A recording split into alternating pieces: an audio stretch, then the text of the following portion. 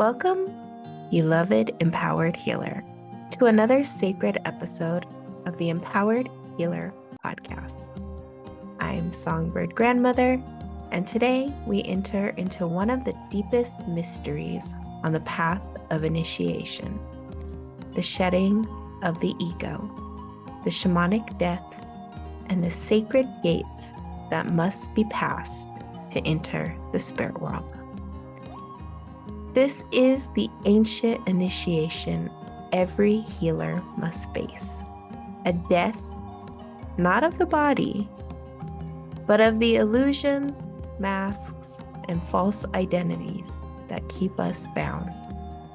And today, I will also share with you how to discern between a true spiritual experience and the illusions of the trickster, so that you may walk this path with clarity, power, and integrity.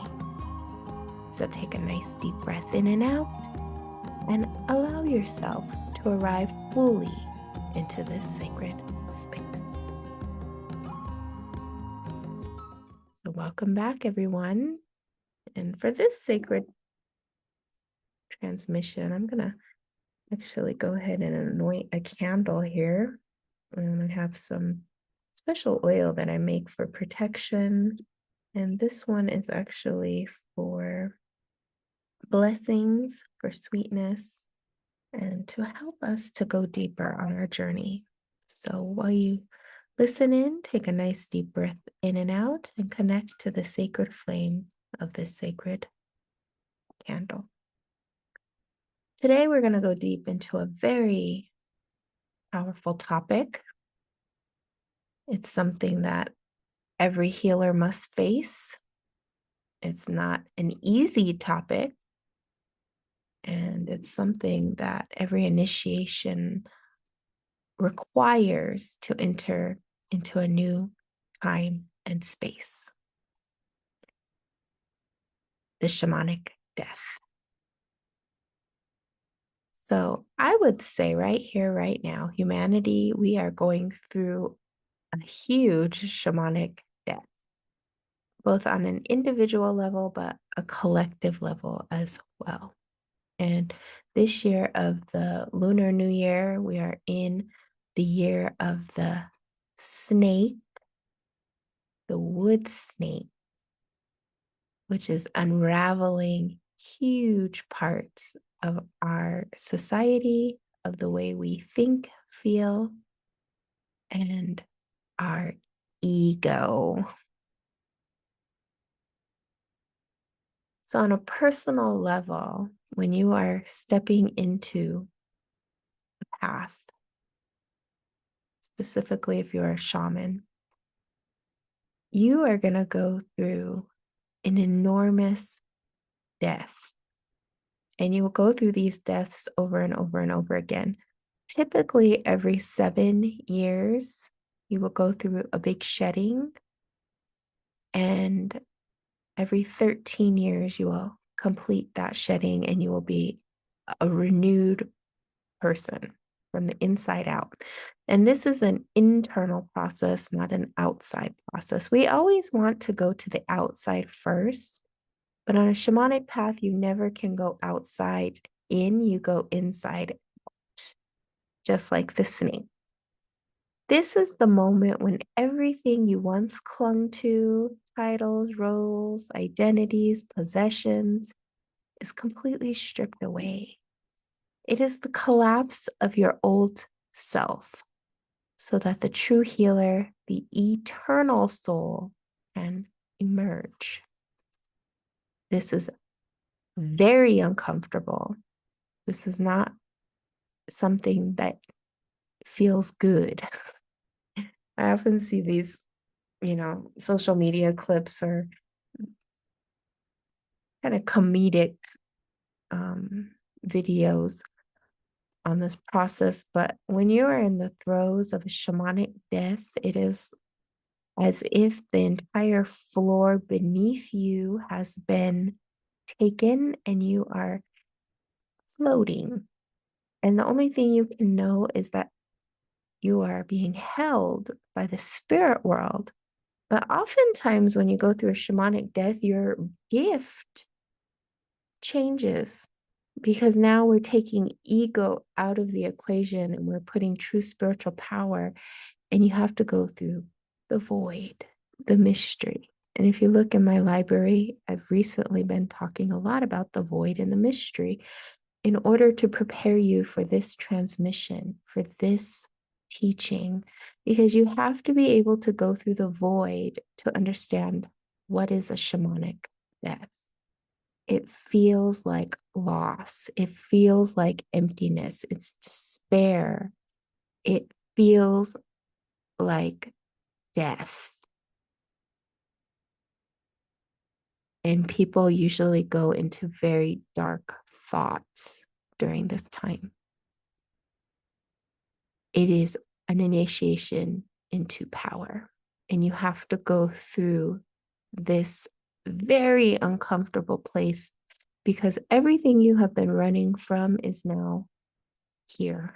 You cannot hide from that. You cannot, escape out of death. And some of you may have health scares.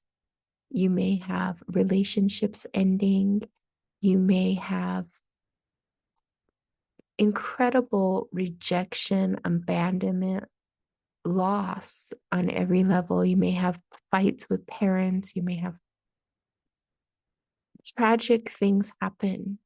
Shamanic death is not pleasant. It is not small. It is not for the weak. And it is incredibly uncomfortable. And this is why most people don't become shamans. It's a calling, but it's also an initiation into can you receive the calling? And that's why many are chosen, but few actually walk the path. Many are called, but few walk. Many are called, but few walk. And they say like many are called and few are chosen. I feel like it's more like many are called, but few actually rise up into it. Few actually step into it. Because if you're called, you're chosen. But you don't necessarily walk. You don't necessarily commit. In fact, most people don't. I have walked many, many, many people through the calling, and very few make it. Very few. Very few. I have some early students from decades ago that are still walking this path, but I have many more that are not. Many, many, many more. And it's a sad reality because as a teacher, it's pretty discouraging because so many gifted people come my way and they are being called. But it starts, once you meet me and you say, yes, I want to go this path, it starts. And you will have incredible experiences, but you will also have to go through your shadow. And a teacher can guide you, but they cannot walk your path. We have all walked this path. And even in the ancient days, people would go into these caves and they would go into initiations and they would have to face every fear and they would go into complete and total darkness for years. And very few people ever made it out. Most people went into the cave, ran from the cave, were never seen again. Some even died in the cave. But when they emerged out of the cave, they were a 100% different person. That is what the shamanic death is. You go in as one person and you come out a totally different person, renewed. And, we have ceremonies like the beauty way ceremony that does that. We have different initiation ceremonies, but in the modern day, this usually takes years.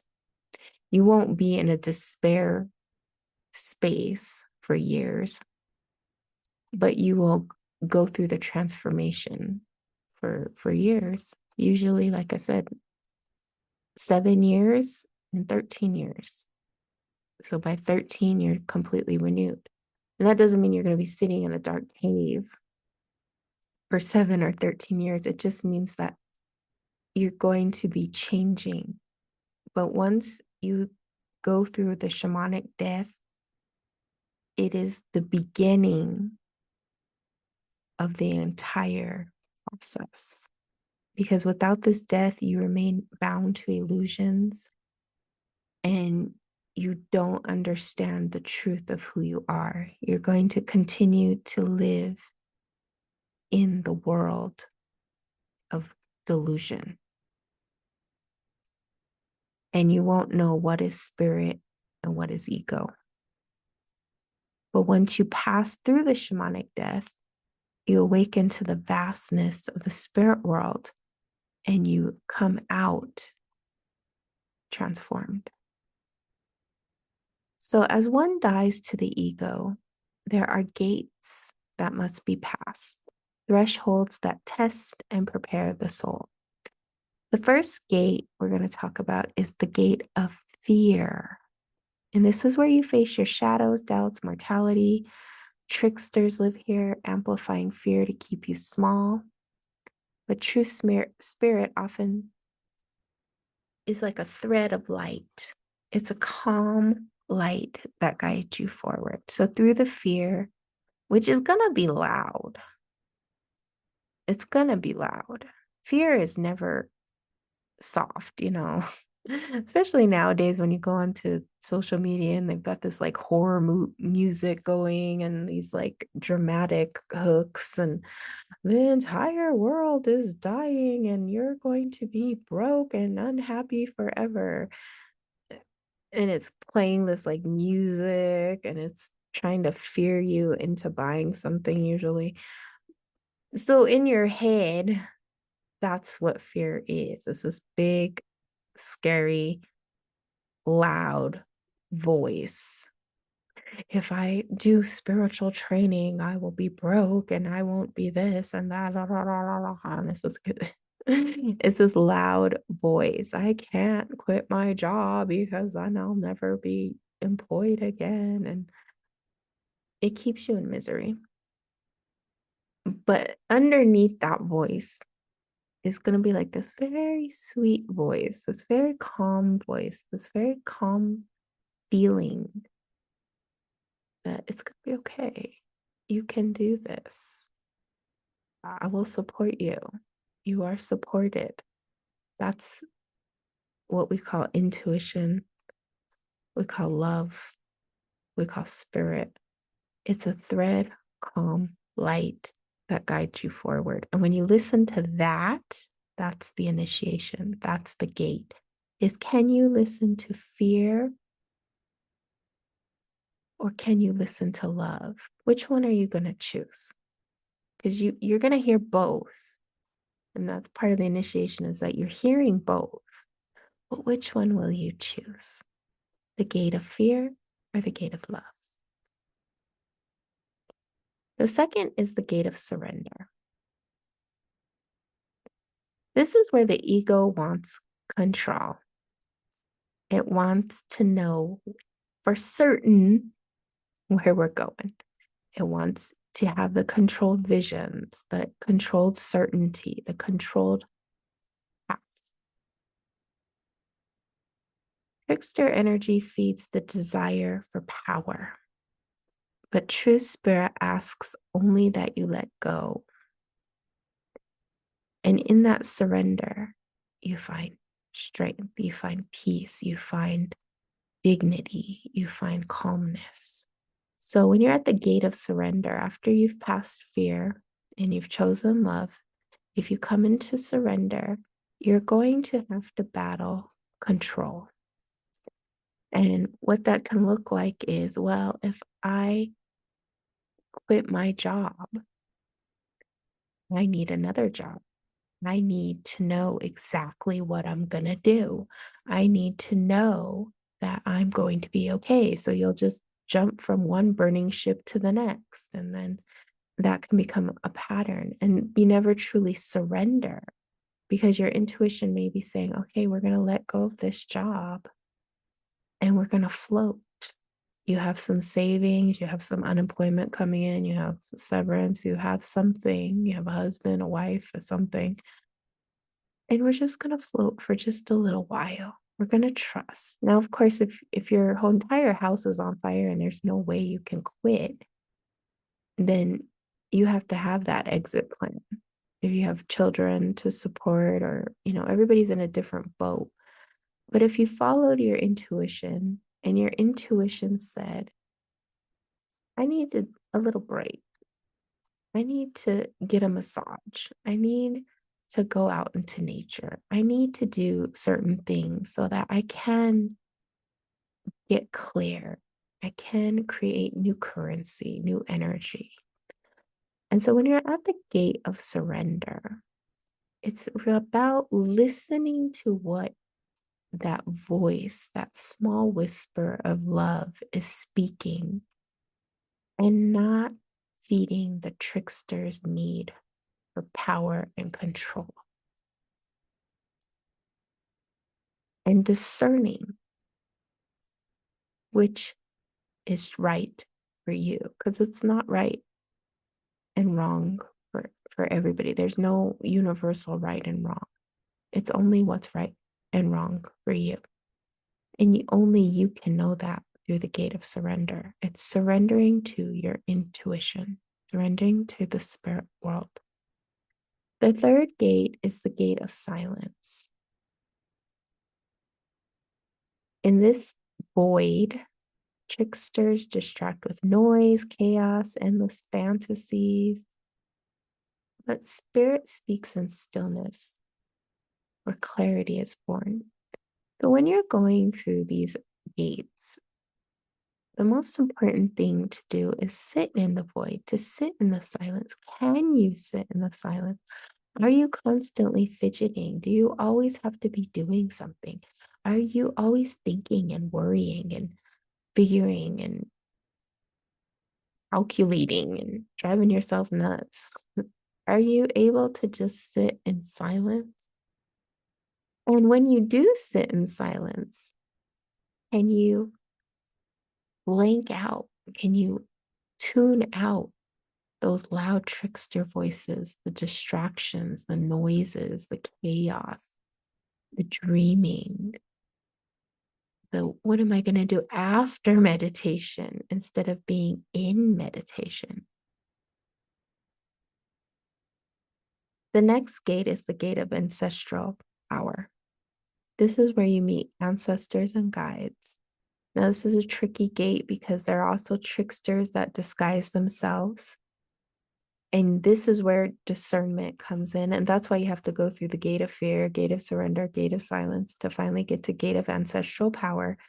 Because once you understand those those little nudges, when you understand what is really your spirit and your ancestors versus what is the tricksters, because tricksters will drain your energy field, they will manipulate, and they will be demanding. That's why I always say, never follow the loud, annoying voice. Never follow the one that's saying, hey, if you just lie, cheat, and steal here, you will get more famous, you'll get more followers, you'll get more money, you'll, get out that competition, you'll be the one shining, and then it's draining and it usually backfires on you because true ancestors, they will arrive with love, protection, and empowerment. The benevolent ancestors will lead you to your highest destination. And it will feel different. It will feel empowering. It won't feel draining or manipulative or false.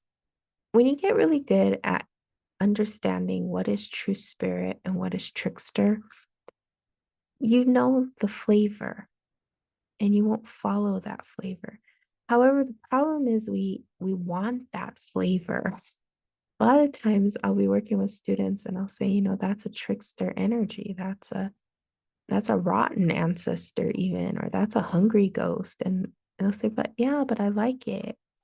I like the feeling of it. I like what it offers me. I like that it's gonna give me more money, more power, more this, more that. And it never does. But there's an illusion because they haven't fully understood the gate of fear, the gate of surrender, gate of silence. And so you can't have ancestral power until you understand those concepts, until you master them. And this is what the initiation process is people want to get to the gate of ancestral power without going through the other gates. And there's no shortcuts to this part. Because sure, you can work with trickster spirits and they'll give you what you want, but they won't give you true power. It will be false egoic power. Your ego will feel big and inflated and like it could do anything. Witchcraft will make you feel that way. People who practice a lot of witchcraft and get really good at it and sorcery, they feel like they could do anything. It provides a false sense of power.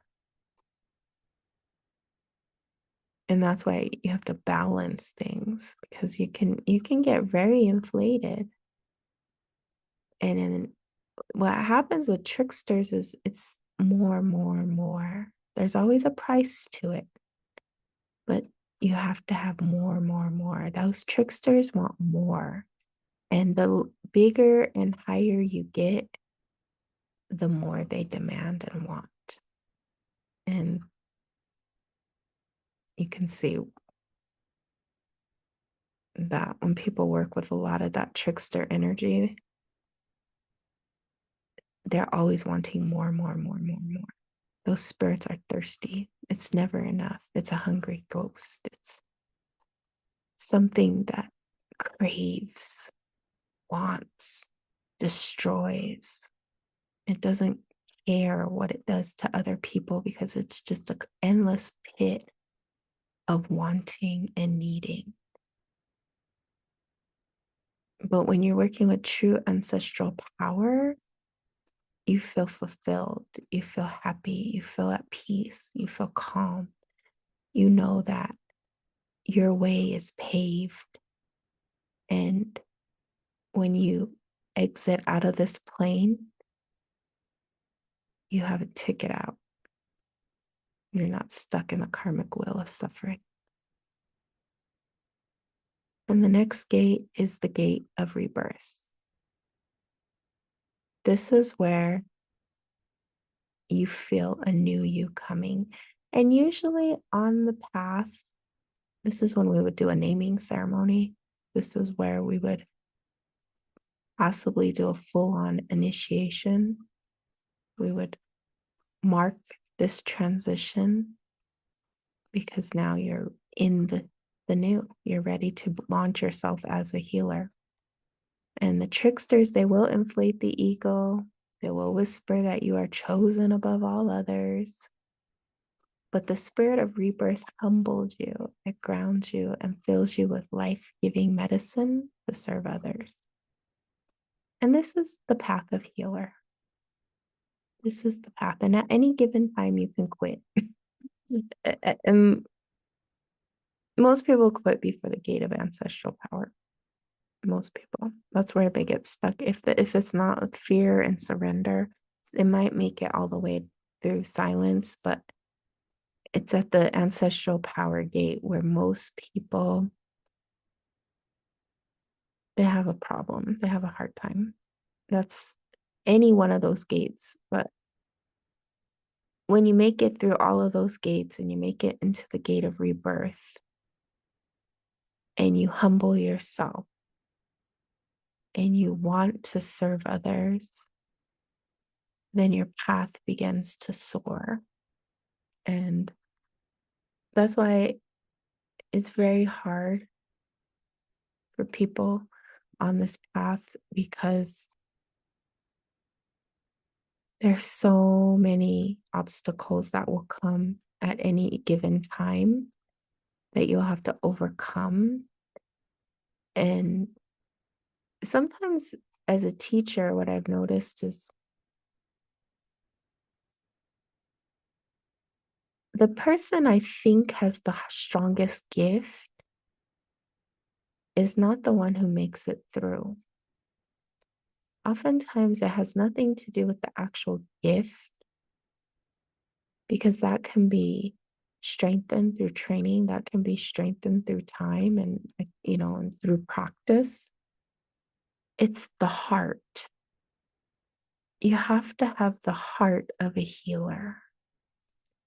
And that is only known by the spirit world. So for me, I'm just the messenger, I'm the conduit, I'm the one who mediates in between. And I just have to listen and follow. So I can't judge who's going to make it through those gates because I ultimately don't know. I can only listen and follow. And the spirit world is actually leading the way because it's the heart of the person that is being strengthened, fortified, and revealed. And when the heart is opened and cleared, and they're able to go through these gates, then the strength and character of that person emerges. And the desire to serve is ultimately what it is. It has nothing to do with money. It has nothing to do with how powerful you are. It has nothing to do with who you think you are or what others think you are. It's the heart, because your heart is the one that's going to carry you through the good, the bad, the right, the wrong. It's not your ability, it's not your gift, it's not how psychic you are or none of that stuff, because you can be incredibly psychic and incredibly, arrogant. Those in fact, some of the most psychic people I've ever met, if you really meet them in real life, they're not nice. They're not the people you want to really hang out with.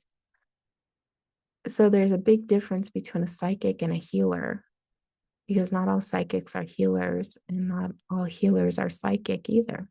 Some healers are just gifted with empathy, compassion, kindness, and they have this ability to heal simply by looking at them, simply by talking to them, simply by hearing their voice, just simply even just listening. Sometimes healers don't even say one word and you're healed. So it's a different path and it's a different gift. As shamans, we generally have psychic abilities, we have mediumship abilities, and healing abilities. But ultimately, it's your heart that determines the path forward. So, one other thing I'd like to talk about today is, how do you know the difference between a true encounter with spirit and a false illusion of the trickster? This is something people ask me about every day, all day. I get tons of DMs on this question. And when you're asking this question, it means that you haven't really had a powerful enough encounter with spirit to know what it is. And there's nothing wrong with that, but it means that you have to keep going. You have to keep on your practice. Because once you have a true spiritual experience, you will know the difference. Because a true spiritual experience leaves you humbled, grounded, and filled with peace. It is pure love. It invites you into responsibility, service, and the truth of who you are. And it lingers in a timeless way that makes you strong. It strengthens your soul. It doesn't speak to the ego, it speaks to the heart. A false trickster will inflate your ego. It drains your ego. It leaves you confused, addicted, chasing visions. It's like I said, it's never enough. It's like having a very good, satisfying meal versus trashy processed junk food. It's the same. It's the way that it makes you feel, because a trickster will make you feel like them French fries. And a true spiritual experience will feel like the whole meal. It'll feel like, the protein, it'll feel like the vegetables, it will feel like satisfying. You won't have to want more, more, more. It's not empty calories, it's fulfilling. It's the whole foods versus the junk food. The true spiritual experience stays with you for your whole entire life. A false trickster is the new shiny car, it's the new dress that you wanted, the diamond earrings, the latest bag. It separates you from others through superiority or fear. Tricksters either empower or disempower you. Spirit always empowers you, but tricksters will either make you feel good or bad. And it's a siphoning of your energy. It's a way that they get food, because you have to think these are hungry ghosts. These are spirits that are not in a good space. And that's what you have to remember, is that if you're working with a trickster spirit, it's a spirit that's not in a good space. It's not the good person. Like when you're hanging out with somebody, it's that naughty friend, the one that always leads you the wrong way. Or you will know, especially if people have a lot of trickster spirits on them. One thing that will happen when you're hanging out with somebody who has a lot of trickster spirits on them, you usually have good luck, right? Because you're a healer. The healers have good luck, actually. And you'll go to a place that you usually go to, and you're treated really good. Usually you're treated really good. But you went with this particular trickster friend, and suddenly that person got all your good luck. And then you were like left feeling bad. Usually when you go in, you get the best service, you get the best treatment. But that day, somebody spilled coffee on you, you were treated horribly, you met the rude man, somebody, knocked the door in front of you. You know what I'm talking about. And that person that you're with who has all the trickster energy, well, they were treated great. They were getting all your good luck, because that's what a trickster does. A trickster siphons your energy. But at the same time, that person was making you feel good, or giving you compliments, or saying it's defending you, probably. Oh my gosh, I can't believe that happened to you. What in the heck? You have to watch out for things like that when you're hanging out with people, and you notice yourself when you're alone, you're in a good space. And then when suddenly you're with this person, bad things start happening, you lose things.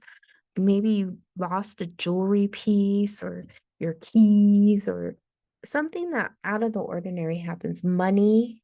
I had a woman one time, she gave somebody $100 as for gas money to drive her somewhere, and the woman immediately lost that $100.